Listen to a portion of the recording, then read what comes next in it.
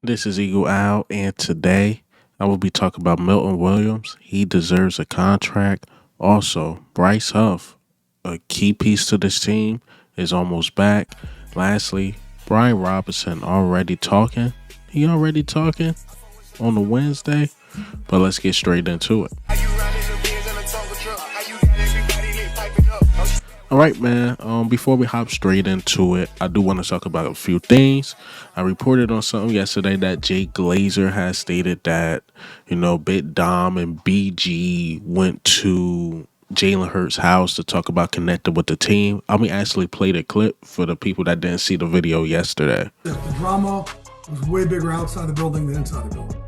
The first team meeting after Brandon Graham said what he said, Jalen and AJ got up and they're like, man, we're good. Just so everybody here knows we're fine. Dapped each other up like we're good. Then Brandon got up and he apologized for being a distraction. Brandon's a great dude and he just spoke out of turn there.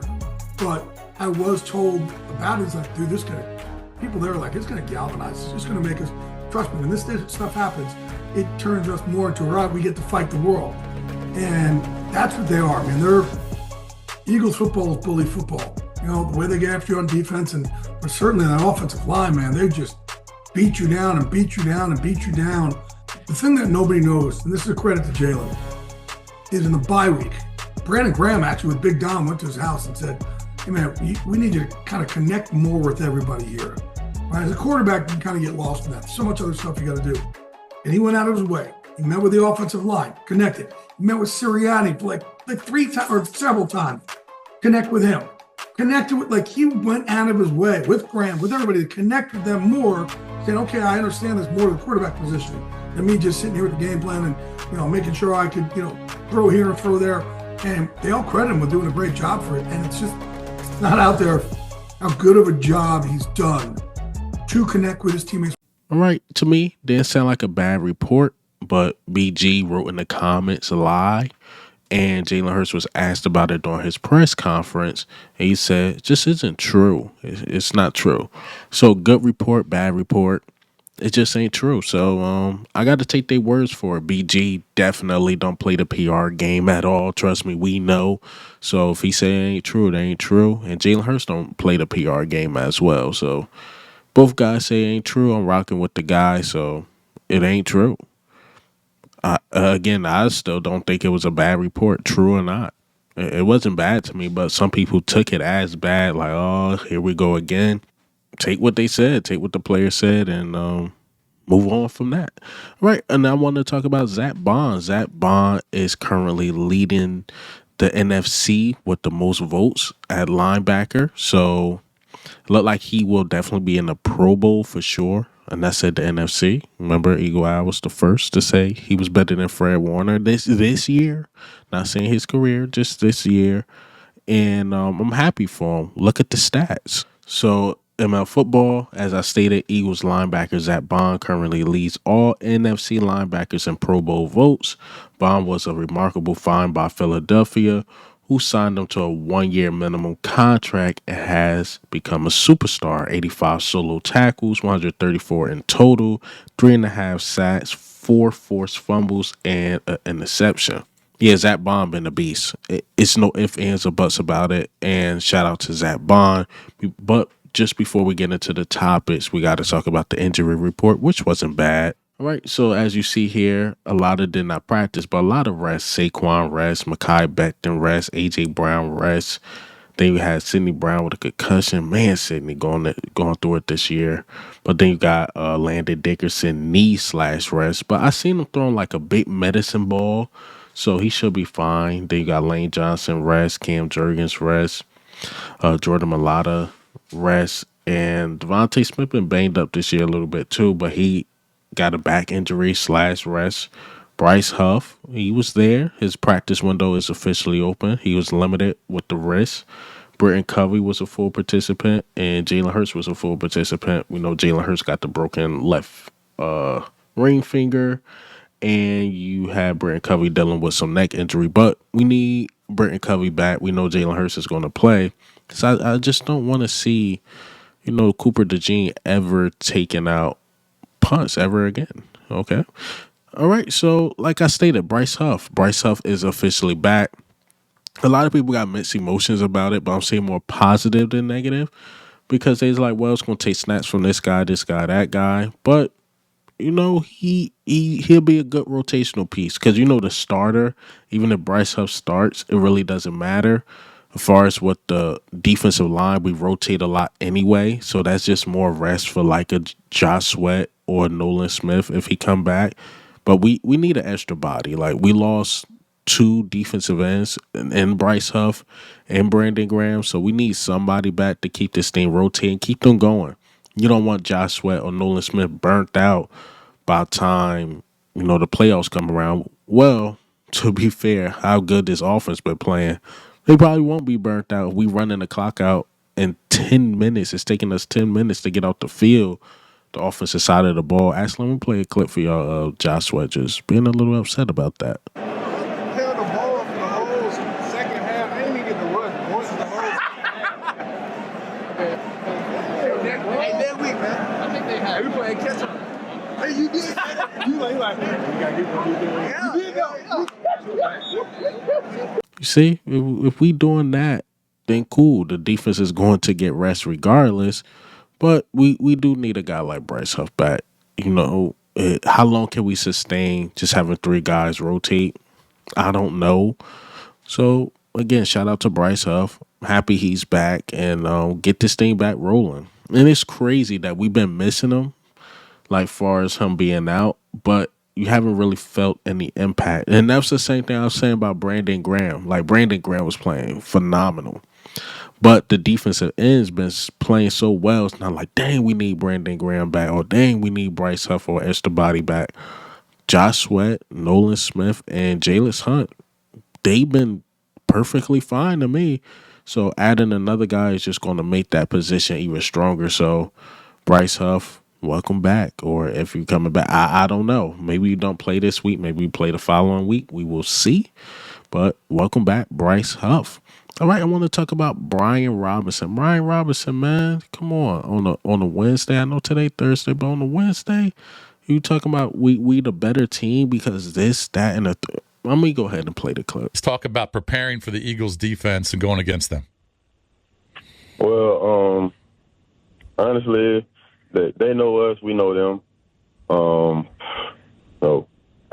Just going based off of first time we played, we just got to control all of the controllables on our end and play our best ball. That's literally all that matters because, based off the last game, we shot ourselves in the foot, multiple times.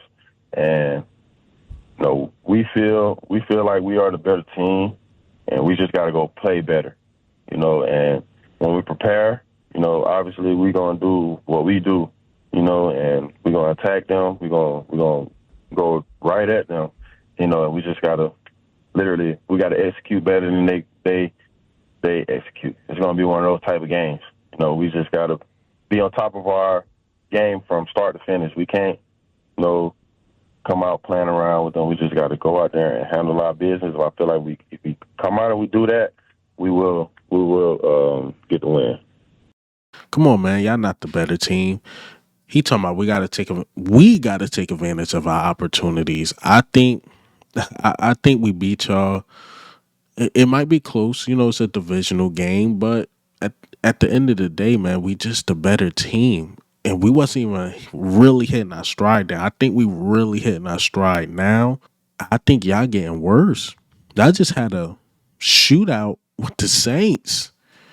I had a shootout with the Saints. And if, the Saints call a better play when it was 19-20, I don't know, man. Y'all look very beatable right now. Any team that get physical with y'all and punch y'all back, y'all back off. That's all let me say, man, because the Saints, once they put in Rattler and they start fighting back, y'all ain't look too good.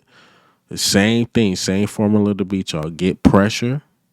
Jaden Daniels is going to make mistakes. You slow down that run game. I don't think y'all really got a good play caller. The defense can get got, but y'all defense is okay, but it can get got.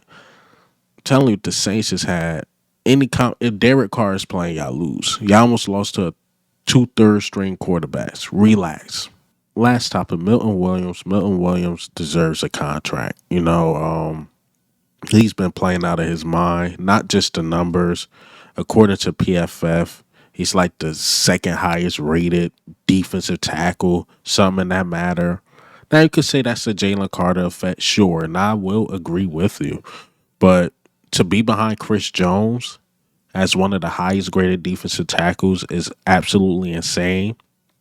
And Milton Williams, he's a priority. I put him up there with Zack Baun. And I know that you can find maybe another defensive tackle in the draft, maybe right with Moro Jomo, but I think Milton Williams is a priority.